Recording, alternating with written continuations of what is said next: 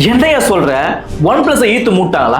அப்போ இந்தியால OnePlus user அதெல்லாம் அவ்வளவுதானா? இதை பத்தி ஃபுல்லா தெரிஞ்சுக்க முன்னாடி ஸ்கிரீன் டபுள் டேப் பண்ணிட்டு கீழே ஒயிட் கலர் பட்டன் பிரஸ் பண்ணுங்க. இந்த மாதிரியான இன்ஃபர்மேஷன் வந்து ஸ்ப்ரெட் ஆகிறதுக்கு காரணம் ரீசெண்டா ஆண்ட்ராய்டு ஹெட்லைன்ஸ் வந்து ஒரு நியூஸ் வந்து ஃபீட் பண்றாங்க. இந்த நியூஸ்ல OnePlus வந்து சைலண்டா ஷட் டவுன் ஆகுறாங்க அப்படின்னு சொல்லியிருக்காங்க.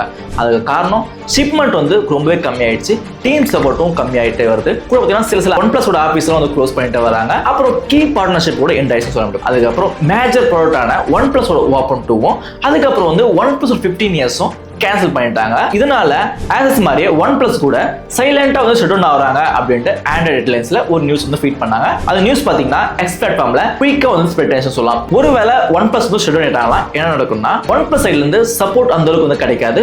OnePlus ஓட சாஃப்ட்வேர் அப்டேட் வந்து ரெகுலரா வரேன்னு சொல்ல முடியும். அதனால OnePlus யூசருக்கு கொஞ்சம் டிஃபிகல்ட்டா இருக்கும். ஆக்சுவலா வந்து இது உண்மையான கேட்டீங்கன்னா உண்மை கிடையாது. இந்த மாதிரியான நியூஸ் பார்த்து OnePlus வந்து அஃபிஷியலா அவங்க ஒரு அப்டேட் பண்றாங்க. இந்த மாதிரியான நியூஸை வந்து நீங்க நம்பாதீங்க, இது வந்து ஃபேக் நியூஸ். OnePlus பொறுத்த வரைக்கும் இந்தியாவில் வந்து ஸ்மூத்தா ரன் ஆயிட்டு இருக்கு, எந்த காரணத்தை கொண்டும் நாங்கள் குவைட் ஆக மாட்டோம் அப்படின்னு அவங்க அஃபிஷியலா வந்து சொல்லியிருக்காங்க. இந்த மாதிரியான ஃபேக் நியூஸை வந்து நீங்க நம்பாதீங்க அப்படின்னு சொல்லியிருக்காங்க. உங்க ஃப்ரெண்ட்ஸ் யாராவது OnePlus யூசர் இருந்தா மறக்காம வீடியோ ஷேர் பண்ணுங்க.